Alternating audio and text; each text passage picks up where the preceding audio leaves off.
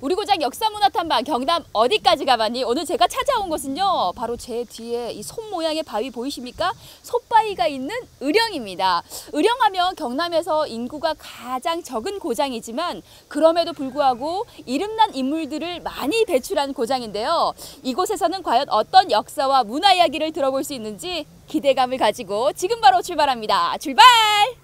임진왜란 의병을 일으켜 의령을 굳게 지켜온 홍위 장군 곽재우의 이야기부터 일제강점기 나라를 지키기 위해 자금을 조달했던 안희재 선생까지 의령은 그야말로 충의와 애국의 고장이라 할 수 있습니다. 의령 역사 탐방을 통해 나라를 지키는 애국은 무엇인지 한번 생각해보는 것도 좋겠죠? 의령 역사 탐방 오늘 첫 번째로 찾은 곳은 바로 백산 안희재 생가입니다. 선생님. 네. 백산 안희재 선생님이 어떤 분인지 일단 우리 친구들이 먼저 알아야 될 것 같거든요. 네, 소개 좀 부탁드릴게요. 부산에서 백산상회를 했어요. 그러니까 이제 좀 쉽게 말하면은 독립운동가이면서 실업가이기도 하죠. 그러니까 이분이 태어나가지고 무역이라든지 이런 걸 돈을 많이 벌었어요. 그 돈을 좋은 데 썼습니다. 본인도 스스로 독립운동을 하고 이렇게 했어요. 결국 해방을 보지 못하고 옥사하셨는데요. 이분은 이제 아주 청렴하고 결백한 분으로 이제 그 후에 널리 알려졌습니다. 만약에 100원을 받았으면은 가는 김에 이제 뭐 교통비로 1원 쓰고 밥값으로 뭐 50전 쓰고 이렇게 해가지고 축이 났을 텐데 전혀 축나지 않고 자기가 받은 돈은 그대로 전달을 하고 이제 그게 드는 비용은 또 자기가 나름대로 되고 이제 이런 식으로 딱 하나 남김없이 했다는 게 나중에 이제 백범김구가 귀국해가지고 확인하면서 그렇게 알려지게 됐습니다. 예. 네, 정말 투명하면서도 청렴한 분이셨네요. 네. 네. 근데 선생님 제가 듣기로 이 생가가 문화재로 지정이 되어 있다고 들었거든요. 우리 안희재 선생님이 유명하신 분이셔서 이렇게 문화재로 지정이 된 건가요? 유명한 독립운동가이시기도 하고 뽐받을 만한 분이시기도 하지만 여기는 이제 그것보다는 이제 구조가 굉장히 독특합니다. 이제 방이 굉장히 많고 방 문을 열고 나가면 또 문이 있고 이제 이런 식으로 되어 있는데 이 독특한 구조가 어떤 문화재로서 보존할 가치를 인정받았다고 그럽니다. 그리고 이제 요게 독립운동을 위해서 그렇게 했는지는 모르지만은 어쨌든 당시에 독립운동을 위해서 찾아오는 분들이 서로 얼굴 마주치지 않도록 하는데 이제 요 방의 이런 가옥의 구조가 이제 활용이 됐다고 합니다. 저희가 이번에는 사랑채로 장소를 옮겨봤습니다. 선생님, 그런데 의령에는 여러 생가가 있잖아요. 흔히 그 삼성의 이병철 생가는 사람들의 발길이 나름 많은 것 같은데 우리 백산 안희재 선생님의 생가는 상대적으로 좀 발길이 적은 것 같아요. 그렇죠. 다 이제 의령에 있는 분들은 이렇게 돈을 많이 벌었던 분들입니다. 그 부자였죠. 그리고 이제 이병철 같은 분은 뭐 여러 가지 이야기가 있지만 진짜 많이 버신 우리나라 이제 어떤 부자인 것이고, 그런데 이제 이 사람들이 돈을 많이 버는 문제에 대해서는 이제 많이 관심을 갖지만 자기가 번 돈을 어떻게 하면 가치롭게 쓸 수 있느냐, 이 부분에 대해서는 별로 생각을 덜 하거나 못 하거나 이제 이런 그 세태가 많이 반영되어 있는 게 아닌가. 이분은 이제 자기가 백산 안희재 선생도 당대에는 이병철 못지않게 많은 돈을 벌었어요. 근데 이제 목숨도 그렇게 가버렸지만은 이거를 아낌없이 본인이 스스로 생각했을 때 가장 가치로운 독립운동이라는 데 돈을 다 쓰신 거거든요. 그게 이제 우리 사람들이 이제 조금 더 인식이 나아져 가지고 내가 돈을 버는 이 문제에만 집중할 것이 아니라 내가 번 이 돈을 어떻게 하면은 가치롭게 쓸 수 있을까, 이거에 대해서도 조금 더 생각하게 된다면은 백산 안희재 선생의 생가에도 조금 더 발걸음이 많아지지 않을까 이렇게 생각하게 되죠. 진짜 이곳 생가에 오니까 저 또한 많은 생각을 하게 되는 곳인 것 같아요.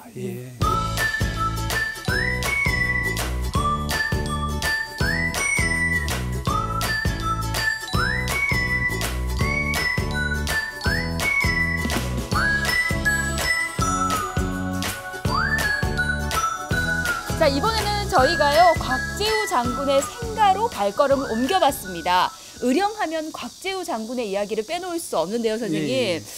저도 개인적으로 궁금하고 또 우리 친구들도 많이 궁금해할 것 같아요. 곽재우 장군은 어떤 분이셨나요? 먼저 임진왜란을 맞아가지고 가장 유명한 의병장이었죠. 그 다음에 이순신 장군처럼 한 분도 피하지 않은 의병장이었죠. 네, 인품도 정말 훌륭하셨다고 들었는데. 예. 인품은 제가 알기로는 거의 그 전인격적인 완성된 인품입니다. 네. 근데 이제 좀 그 이렇게 이야기하면 재미가 없으니까 네. 그냥 제가 아는 사례를 가지고 일단 말씀을 드리자면은 네. 임진왜란 때 이제 그 외적을 맞아서 싸웠는데 그때 이 수급을 베는 거를 금했어요. 이거를 전공으로 인정받으려면은 목을 베서 바쳐야 돼요. 네. 근데 이 목을 베려면은 가까이 가서 끊어야 되거든. 네. 기라도 잘라야 되고 그게 이제 굉장히 위험할 뿐만 아니라 가외로 이제 노동이 많이 들어가는 일이에요. 오로지 외적을 죽이는데 물리치는데 충실하자. 이제 이렇게 해가지고 금했어요. 그러니까 목 하나 베는 사이에 외적 하나를 더 죽이자. 뭐 이런 취지로 이제 했던 거죠. 네. 이 장군께서는 자기 행적과 관련해서는 기록을 일절 남기지 않았어요. 예. 네. 갑도 을에 대해서 의리를 지켜야 된다. 임금한테 당당하게 요구를 했어요. 나를 쓰는 것 같으면은 내 말을 쓰고 내 계책을 써야지 내 몸만 써가지고 나를 쓰는 것이 아니다. 내 말을 쓰고 내 계책을 쓰지 않을 것 같으면 나를 놔주라. 여기 갖고 있을 필요가 없다. 네. 특히 임진왜란이 끝난 직후에는 신하에게 주는 이 복록, 봉급 이게 엄청나게 중요한 거였어요. 네. 토지 생산력은 전쟁을 거치면서 땅바닥에 떨어져 있었어요. 장군은 굶어 죽진 않았겠지만은 어떤 본인이 몸을 움직여서 패랭이를 만들기도 하고 어떤 경우에는 그냥 들어 누워 있기도 하고 그럼 쌀 안 먹고 이렇게 하면서 이제 그 가난에 대해서 말하자면 자기 것으로 받아들였죠. 네. 뒤집어 말하면 이제 욕심을 버린 거죠. 욕심이 없었다는 것이 그 모든 것의 바탕이죠. 기록을 남기지 않은 것. 그 다음에 의리에 대해서 그렇게 이야기할 수 있었던 것. 이런 것들이 다 그 위에 이제 이렇게 딱 있는 거죠. 곽재우 장군의 생가 앞에 있는 은행나무로 와봤는데요, 선생님.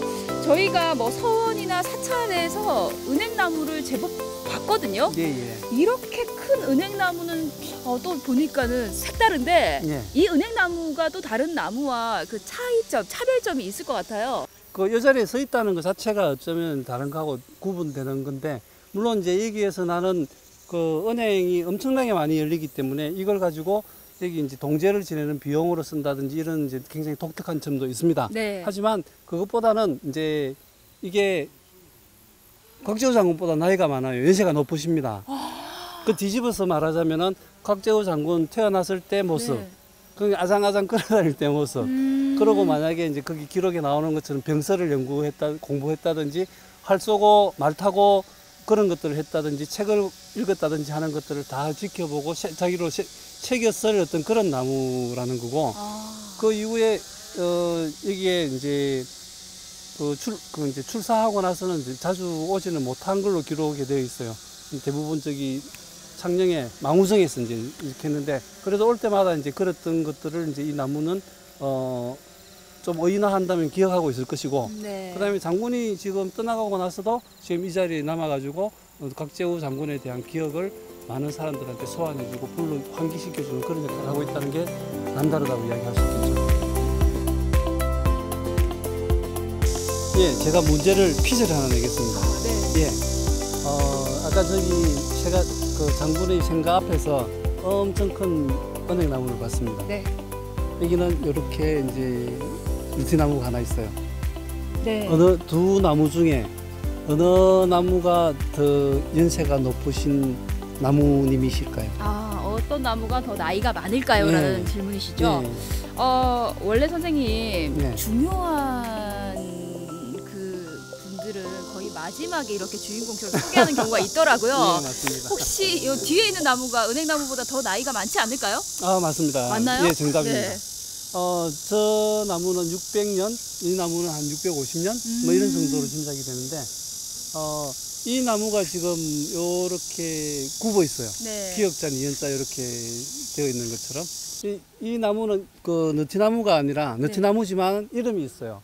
저거는 이제 그냥 은행나무 이렇게 되어 있지만. 이름이 뭐예요? 예. 성은 현시요. 이름은 고수입니다. 현고수. 예.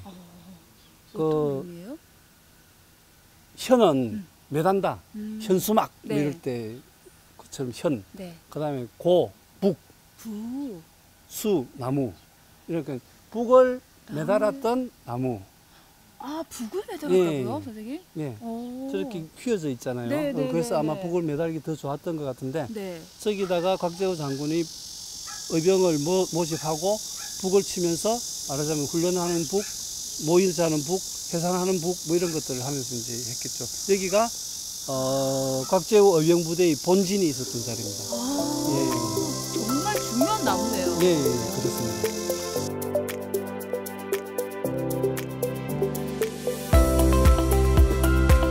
다음으로 저희가 발걸음을 옮길 곳은 바로 충익사입니다. 선생님, 충익사 이곳은 어떤 곳인가요? 예, 그 이제 옛날에 나라를 위해 충성했던 분들을 모시는 기리는 그런 공간이죠. 현충시설인데 충익사라는 이름이 거의 절반 이상을 말해주고 있습니다. 곽재우 장군의 나라로부터 받은 시호가 충익공입니다. 예, 네. 그러니까 충익공 곽재우 그리고 곽재우 장군과 더불어서 의병 활동을 벌였던 18인가 17인가 잘 모르겠네요.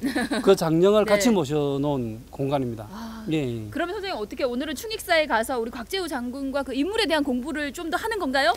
아니 그 아무리 맛있는 밥이라도 네. 많이 먹으면은 네. 배가 부르고 이제 질리죠. 네. 그러니까 여기서는 어떤 그런 부분은 좀 빼고 네. 요 안에 이제 좋은 나무들이 어떤 맥락에서 모셔져 있는지 그걸 한번 좋은 나무들 한번 보겠습니다. 알겠습니다. 예. 안으로 한번 들어가 보도록 하겠습니다. 선생님 가시죠. 예. 네.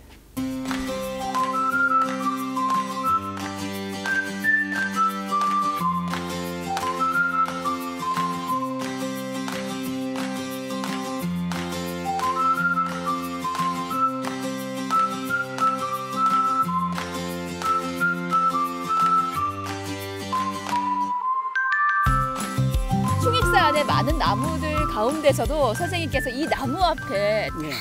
자신감 있게 서 주셨는데요. 예. 이 나무는 어떤 나무인가요?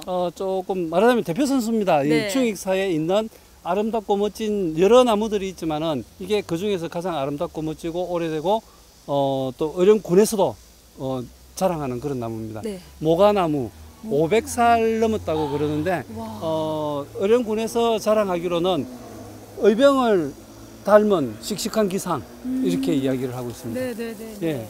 네. 이 만져보면은 옹이 그리고 상처들도 있고 그죠? 네. 예, 이런 것들 이 우툴우툴함 이런 것들을 이제 멀리서 보면은 그냥 바깥에서 보면 그냥 아름답고 멋지다 이렇게 하지만은 진짜 우리 의병 활동도 그런 것 같아요. 그냥 우리가 보기에는 굉장히 뭐 멋지고 이제 훌륭한 이런 활동인 것 같지만 그 딱 가까이 가서 직접 다가가서 보면은 굉장히 소소하고 어떻게 보면 비루하고 네.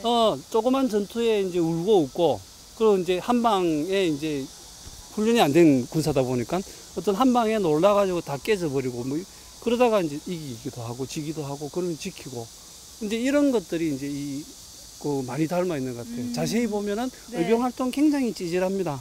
한편으로는 그런 것들이 모여가지고 이제 나라를 지킨 것이지만 하나하나 쪼개고 보면 그런 거거든요. 이런 나무에서도 그런 느낌을 저는 좀 가지는 편입니다.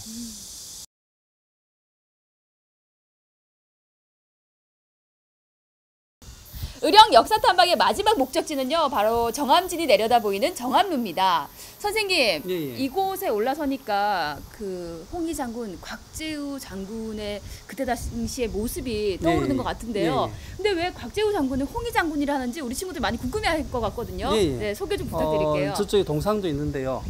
빨간 옷을 입었죠. 네. 그래서 붉은 홍자에다가 오도이자 해서 이제 홍의 장군 이렇게 되고 흰말을 탔으니까 굉장히 그 대조가 돼가지고 눈에 더 잘 띕니다. 요런 거를 입고 곽재우 장군이 평소에 활동을 했고 내세웠고 그 다음에 앞에 천강이라고 해서 하늘에서 내린 장군 이런 것까지 이제 천강 홍의 장군 이렇게 해놓으니까 트레이드 마크가 된 거예요. 그러다 보니까 여러모로 활용할 수가 있게 됐고 정암진 전투에서 그걸 처음 활용하게 됩니다. 지금 기록상으로는. 네네. 말하자면은 자기하고 똑같은 옷을 입은 병사를 10명을 출연시키는 거죠. 그러니까 외적으로서는 여태까지 한 명밖에 없었던 홍위 장군이 11명, 12명 이렇게 막 된 거예요. 어디로 공격해야 될지 모르겠고 어디에서 공격을 당할지 모르겠고 이제 이런 상황이 만들어져서 정암진 전투에서 결국 이기게 되는 어떤 이런 결과를 갖고 오게 되죠. 이 목숨을 내걸면서까지 이 정암진을 지키려 했던 이유와 정암진 전투에 대한 소개를 좀 해주실까요? 예, 그 여기가 이제 저 부산에서 오다 보면은 진주로 가는 길목이고 진주는 전라도로 가는 길목이고 전라도는 우리나라 곡창지대예요. 네. 그리고 이제 이 전쟁에서 가장 중요한 거는 병사들이 손에 쥐는 무기도 있지만 그보다 더 중요한 것이 바로 목구멍으로 넘어가는 식량입니다. 이거 없으면 싸울 수가 없어요. 그래서 저걸 늘 확보하려고 했고 전쟁이 장기화되면서 외적은 끊임없이 저쪽으로 진출해가지고 이제 확보하려고 했죠. 바다 쪽으로나 육지 쪽으로나. 그래서 이제 곽재우 장군은 이걸 막았던 거고 우리가 알고 있기로는 정암진 전투 하나뿐이지만은 곽재우 장군의 공적을 기록한 모든 조서에는 말하자면 공적 조서에는 네. 정암진을 굳게 지켜서 전라도로 보장했다. 이게 언제나 들어가 있어요. 네. 그만큼 중요한 게 이 정암진이었고 그걸 지킨 게 바로 곽재우 홍위 장군 곽재우였습니다. 네. 정말 이 의령이요. 곽재우 장군의 고장답게 이 곳곳에 곽재우 장군과 연관되어 있는 그런 정신을 기릴 수 있는 곳들이 많은 것 같아요, 선생님. 예, 네, 그렇습니다. 우리 친구들도 의령에 온다면 이렇게 오늘 저희가 소개해드린 곳 좀 둘러보면서 그 충의에 대한 생각들도 다시 한 번 더 되새겨보고 네, 홍위 장군, 곽재우 장군에 대한 생각도 한번 해보는 것도 좋을 것 같아요.